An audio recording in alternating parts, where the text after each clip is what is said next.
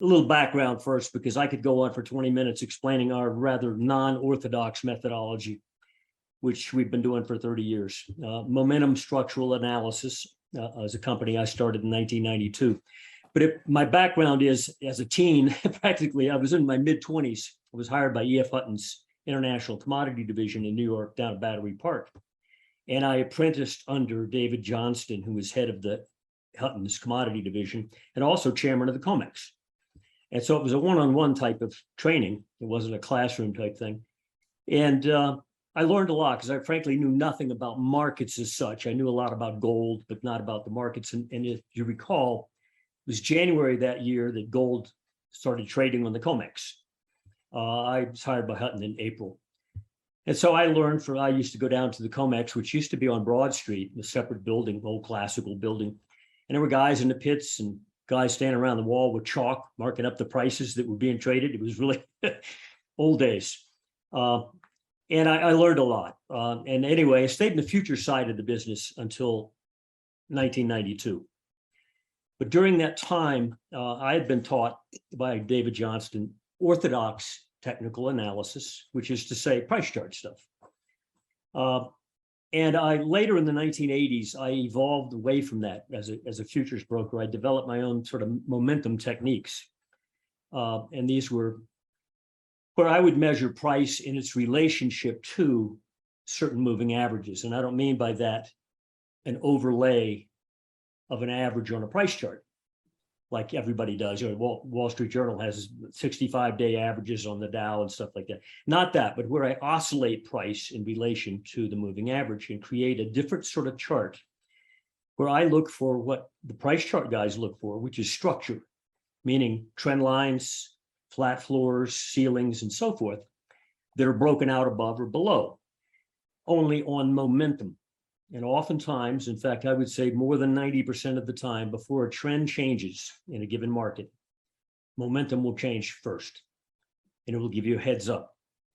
And often it will give you a heads up even before the momentum structure breaks. It will indicate to you the ripeness of a potential for a trend change. So anyway, in 1992, in 87, I actually caught the crash in 87. For myself and from some brokerage clients I had at that time. I didn't catch it in a big way in that I didn't put a lot of money in it, but on a percentage basis, it was a glorious discovery for me. Because what happened to the S&P then, if you looked at a price chart, you couldn't quite figure out why did it crash. It was in an uptrend. It wasn't really breaking anything of significance, and yet it crashed 35% in a couple of days. But on momentum, when I measured it on quarterly momentum, meaning price in relation to the three-quarter average, there was a structure that a blind man could see. It was a floor. It had been used for a year and a half, 2 years, repeatedly used the same oscillator floor. It broke it in the first week of October, and by the second week of October, we had the crash. So I learned something there, and I was doing these charts by hand. This is prior to Excel, okay? But Wachovia Bank, I was in Greensboro, North Carolina at the time. As a broker again. And Wachovia Bank headquarters was in Winston-Salem, about 30 minutes away from Greensboro. And they'd heard about my work through one of my clients, which was an institutional client. And they invited the head of the vice president in charge of Wachovia, who was also in charge of the bond department and the trust department, asked me to come over and have a chat with him.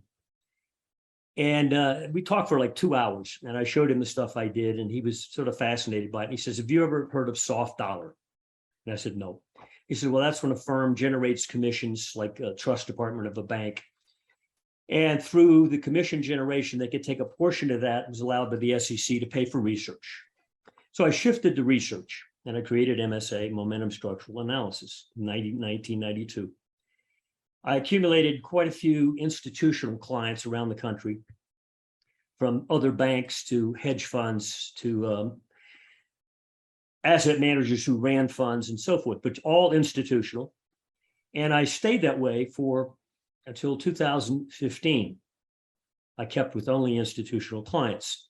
So for the first 20 plus years, that was my client base. And I would provide them with routine reports and also specialized reports of symbols that they would want updated that were peculiar to their portfolio and so forth. In late 2015, fortunate for us, for some reason, the Wall Street Journal picked up on momentum structural analysis and actually ran an article, rather featured article, on what we were doing. And we offered in the article, it was our assessment of what the stock market was likely to do in the early phase of 2016. But anyway, the article got quite a bit of reception. And so we had an onslaught of people wanting to subscribe who were individual subscribers. So we opened up MSA to individual subscribers at that point. And the Wall Street Journal, fortunately, has quoted us about every 6 months since then on some market here or there, Bitcoin, stock market, gold, et cetera.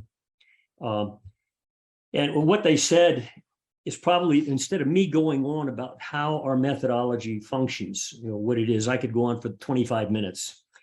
The best thing to do is just to read a couple sentences from that article. And the Wall Street Journal said, MSA looks at the market from a somewhat different point of view. Rather than focusing on price, something that virtually everyone does, he tracks momentum. At that point, I was a sole proprietorship. He looks at charts on long-term trends, 3-year average momentum, quarterly momentum, that kind of thing. Doing so reveals trends that have been building for a long time and have much more depth to them and staying power. Anyway, for a better explanation of our methodology without me going into it, you go to our site, Oliver MSA, and we have a tab you can hit on method, and it explains our methodology and the rationale for it. And you can also get 3 sample reports there, current reports, if you'd like to read those. And those are quite detailed with charts and so forth. But anyway, our assessment is that in my lifetime, I don't think we've ever seen a market situation around the world, not just the US, that is so potentially dynamic in both positive ways for some markets and negative for others. In terms of percentage move and consequence to people in the street. And we all think that the 2008 bear market was, and the 2009 lows was, by the way, we got bullish there in March, was damaging for the guy on the street. And it was, unemployment was terrible and so forth, and companies were failing and financial companies were failing. But that was really, when you stand back and look at it, you go back 100 years in the US stock market and look at the bull markets that later collapsed. Like the 23 to 29 Dow bull market later went down for a couple of years and was a major percentage wipeout. Or you look at the bull market that peaked in 73 and then came down hard in 74. Didn't really recover until 1982. Or look at the 2000 dot-com bubble. Look at the percentage gain that occurred from like 1994 to 2000. And then look at the percentage gain that the market S&P had from the 2002 bear low until the 2007 bull market peak. We're talking about the kinds of percentage gains that would be doubles and triples. In some cases, quadruple, I think back in 29. Over the last 12 years, the US stock market has risen, measured by the S&P, sevenfold. Sevenfold. There's no comparison in the past. The NASDAQ 100, which is the leadership index, it led the up move in terms of percent gain, and it's going to lead the downside. It was a 16-fold advance. Now you could say, well, it was good that economic factors caused that. Well, if you want to say that, that's fine, but I suggest you go to the Federal Reserve site, St. Louis, punch up M2 chart, and look at what M2 has done in the years since 2009 through the present. And then look at a Fed funds rate chart and see that massive staircasing down of rates to where they were effectively at zero for a dozen years. And you'll understand why we had such a major percentage advance, I think, in the stock market. Because it happened then that investors who ultimately flow the money, the Federal Reserve might provide the credit and the flows of liquidity, but ultimately it's investors who allocate where that's going to go. An example would be after the 2004 bear market in the stock market, which was quite a drop.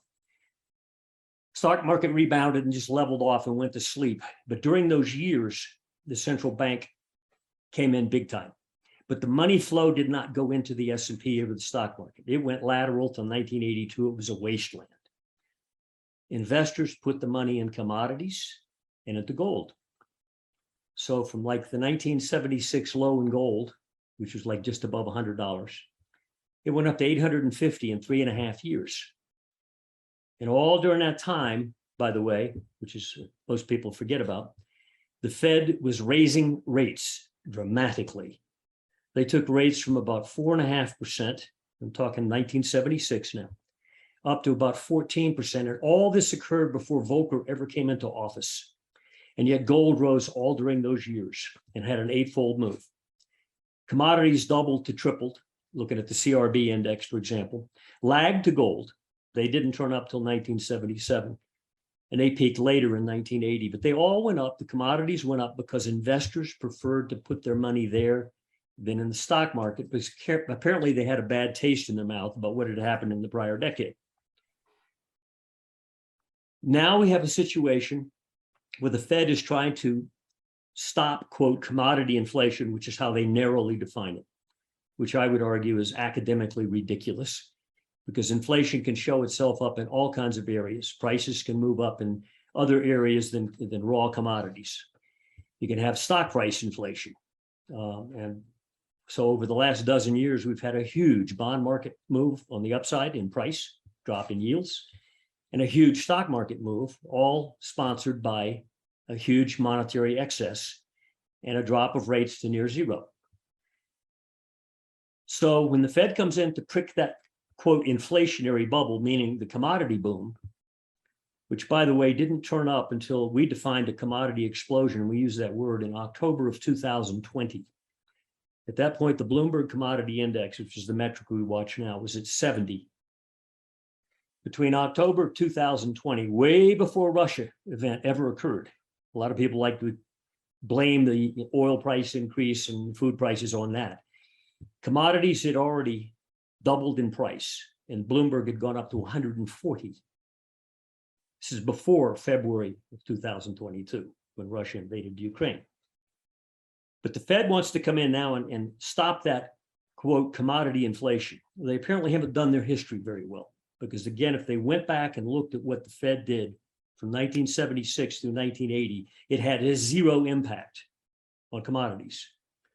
They credit Volcker with having stopped it, but in fact, all he did is add a few more percent at the end of that when he came in late 79, head of the Fed, and jumped rates up to over 20%, Fed funds rates. They're already at 14% and had risen from 4%, and yet gold and commodities didn't care all during that 3-year process.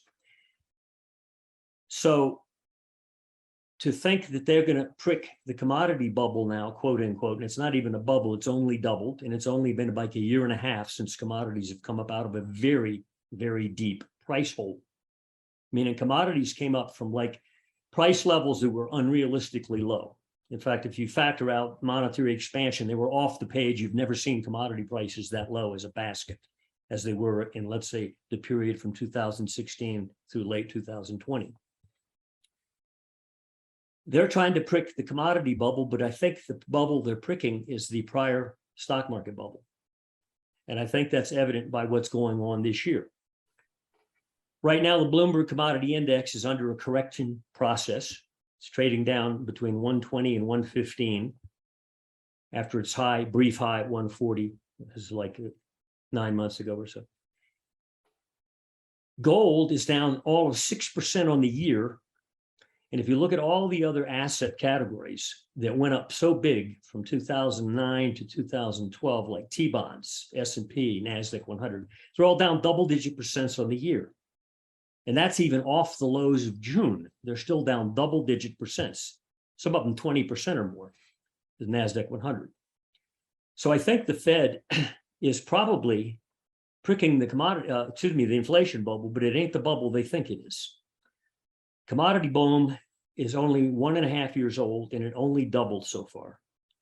So as far as we're concerned, from an analytical point of view of long-term momentum trends measured in this case by annual momentum, this is a very new and emergent uptrend in commodities. And we think it probably has a couple more years, despite the Fed's efforts to, quote, break it. And I think all they're going to break is the stock market. Now, there's a point of reality there where if they continue with their policy, and some economists have noted this of late, by the way, we're not just saying it from a technical point of view, that, hey, you can go too far on this, and maybe what you're going to break isn't the commodity cycle, it's the prior stock market boom. And I think if we get another leg down in the stock market, and I think we're probably close to starting that, then the Fed's going to have to wake up to the possibility that, oops, maybe they overshot, or maybe they have to alter their policy. And I think that's why gold hasn't collapsed. In other words, you would think if they're going to break inflation, gold should really be collapsing. It's down 6% on the year. That's, you'd love to be long gold versus all the other asset categories that are traditional so far this year, because you'd be a winner relative to your peers. Something's going on there. And I suspect what it is that gold knows that this policy of tightening rates, et cetera, can't sustain because of the consequences that are likely to occur in these other paper assets and real world consequences, not merely price drops. So we're gonna have to see that unfold. Right now, of course, the Fed is not breaking their tone whatsoever. We're gonna go another 3/4 and maybe continue. But they said we're gonna be data sensitive. And I suspect you're gonna start to see these lagged data points that they like to talk about, like unemployment and so forth, suddenly go dark over the next several months. And when you see that, then the Fed is at least going to have an excuse to say, oh, we're data sensitive, we have to level off. So anyway, I pay attention to that, but again, it's lag metrics. Our work based solely on annual momentum in this case, which means usually annual momentum trends, when they shift, last several years at minimum. Sometimes they last 5 or 10 years. We went major negative on the NASDAQ 100 at the January close of this year. NASDAQ 100 was at just below 15,000. Its peak was just above 16,000. It's since traded down to 11,000. Right now it's laboring around 12,000. S&P, we got bearish, and most other indices at that same point in time. February close, the S&P. At that point, it was around, I think, 4,500. Its peak had been 4,700. It's since gone down to 3,700. Right now, we're trading in the 3,900 area with a bounce. So that's where we stand. And frankly, I don't think we're going to change our view on the long-term trend of the stock market. This doesn't mean you can't have counter-trend rallies. In fact, in mid-July, the S&P was at 3880, 3860 something. We said you can buy it for a trade, a counter-trend trade. And we said exit at 4220, 4 or 5 weeks later. That was about a 10% gain. And we said that's just a swing trade. Don't let that confuse you with the macro trend, that technical trend, which we think is negative and likely to remain so for another year or two. And because of the nature of the bull market that we've just peaked in the S&P and the NASDAQ 100 particularly, the percentage decline, or the price consequence of that decline, given the nature of the bubble, far bigger than the dot-com, could be quite savage. And when we look around the world, we also measure Europe, Japan, and China. I mean, they like to talk about how our metrics look still good, okay? And yet we admit that Europe's probably in a recession, and everybody accepts that. And China's in a recession. In fact, if the central government over there admits bad negative data, you can bet the data is even worse. And I think the second biggest property CEO in the country in China said, no, we're not in a recession. We're in a depression already. I'll take his word over the government's data points. How can you have China and Europe and Japan, these mega economies that trade with us, we sell to them, we buy from them, they go into recession and we're not? Think about it. I think that's why we're getting some honesty out of the banks. For instance, Bank of America has already declared, no, we're in the second, we're 2 quarters of recession, we're in it. And Jamie Dimon at JP Morgan said a few months ago, we're headed for recession. He changed his mind, I think, last week. He said, no, we're not headed for recession, we're headed for something even worse. Something much darker. And all I can say to him is technically I agree with him. That we've had this floundering around by the stock market, and I can see why. They're looking at their price charts and they're drawing their little lines of support, and they think they could play, and it's a bottom. I don't think so. Long-term stuff says down. Same with bonds, same with muni bonds, same with high yield corporate debt. So where are you going to look? It's an alternative. I think that alternative is going to end up being gold and gold related. Why? Because I think the central banks will have to do a reverse, because they've given mandates, after all, that unemployment, if it suddenly gets bad, that's their other mandate. So they'll have to shift. And plus, there'll be a point of reality, I think, where the central banks realize, hey, we're not breaking commodities, we're breaking something else. So we live in an interesting world right now. I completely agree with you. I wanted to just say one thing. Jeffrey Gunlock, I think, is a brilliant analyst. And he pointed out a chart to me a couple of years ago that I use in my research. And what he does is he compares the CRB to the S&P 500. And what you see is exactly what you're saying. And there are trends, and I define them as inflationary and deflationary. And consistent with the beginning of 2020, we started to have an inflationary environment where commodity or hard assets started to outperform. And typically these cycles last about 10 years. I'll send it to you because it matches completely with everything you're saying. Yeah, it looks grim for financial assets and looks great for hard assets. And I think you're spot on. And I'd like Peter Thurlow to kindly wrap up. And thank you, Michael. That was wonderful. You're on mute. All right, I have to unmute you. Sorry. Marty? Asked to unmute. I don't know. Marty, can you unmute Peter? Peter, you have to ask Marty to unmute you.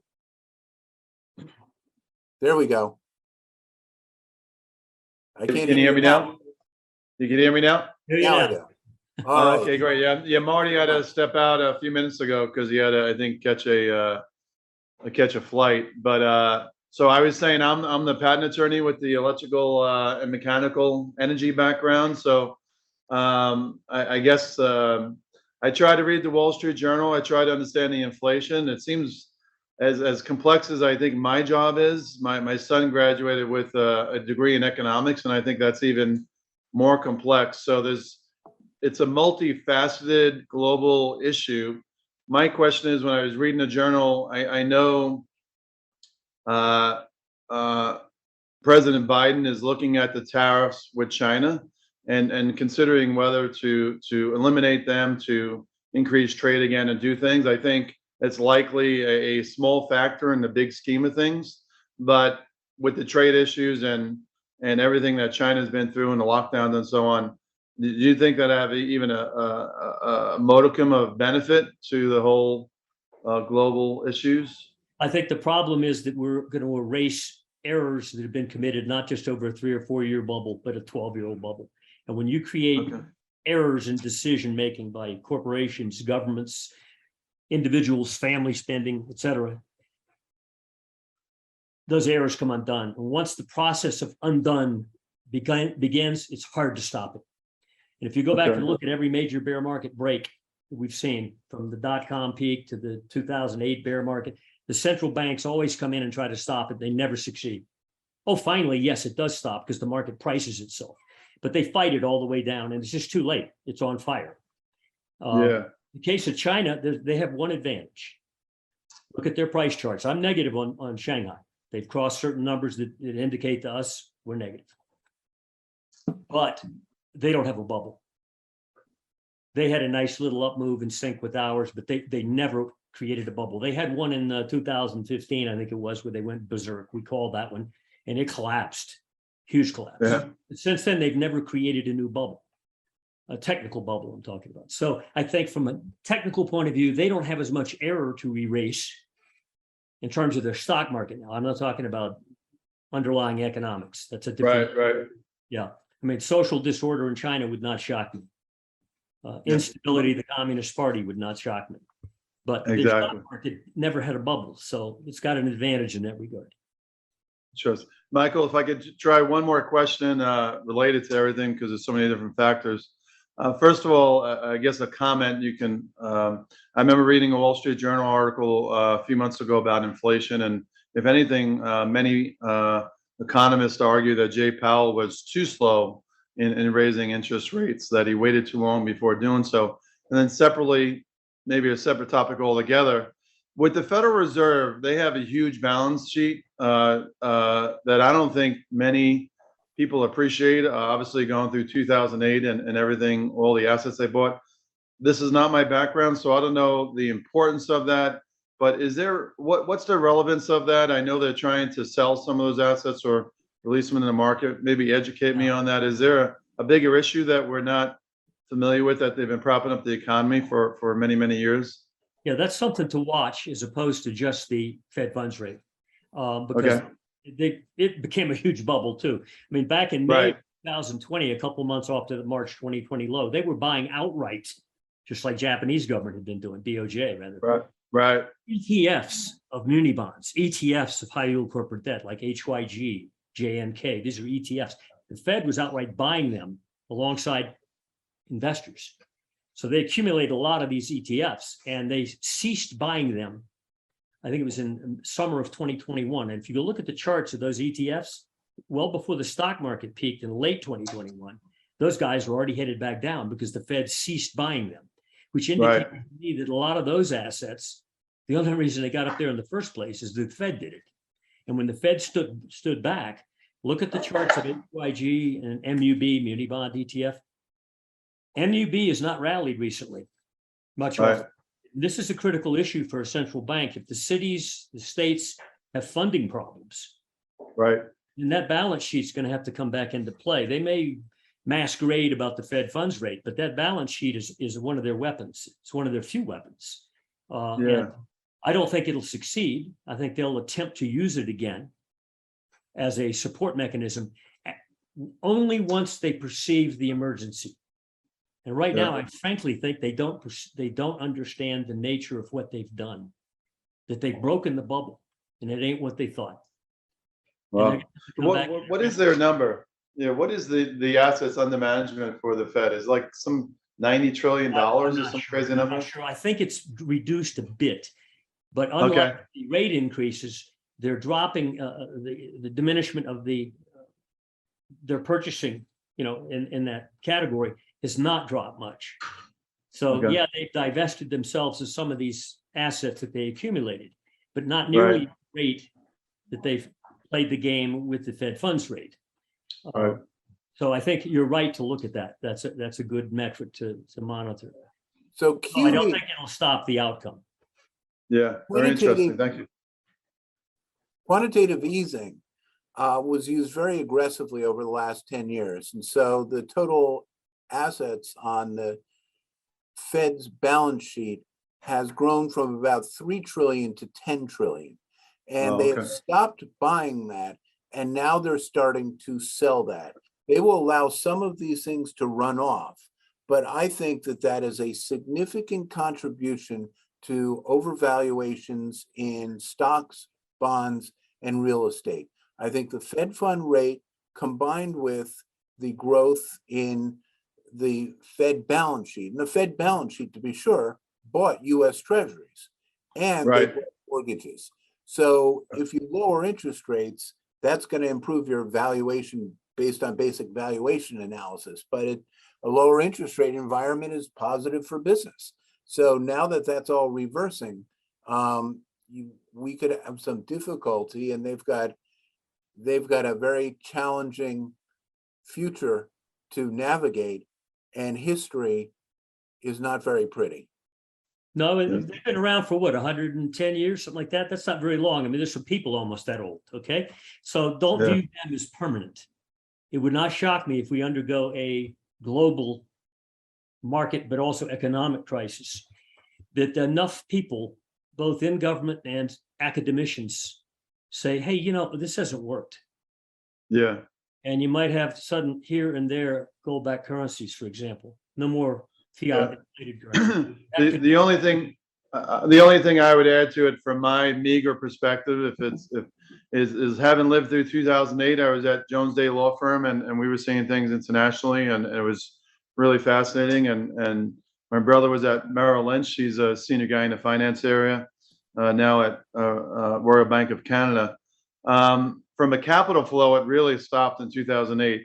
we're at this family office meeting, and I constantly meet family offices that in the US and around the world that have amazing amount of capital, and for the benefit of the startups and groups in these family office investment groups, there is capital that is looking for alternative deployment opportunities. And there is a lot of capital out there. They're always scrutinizing deals, but it's we're not nowhere near 2008, and we hear some dire forecasts, but from a practical standpoint, I can tell you the amount of people I talk to with wealth beyond imagination is really fascinating to me personally. Well, So Peter, we're gonna have to get together for lunch next time I'm in New York. yeah, please do, Tyson. Please do. I'd like that. Michael, you too. I'm not sure where you're located, but you guys can definitely educate me. Colorado. So Marty asked me to wrap it up here. It's been Okay, good. wonderful. Do you have any parting comments, Peter Thurlow or Yeah, Michael no. Oliver? Yeah, thank you all, and Thank you so much. really Great enjoyed it. job. Yeah, have a nice day. Thank you, Michael. Thank you.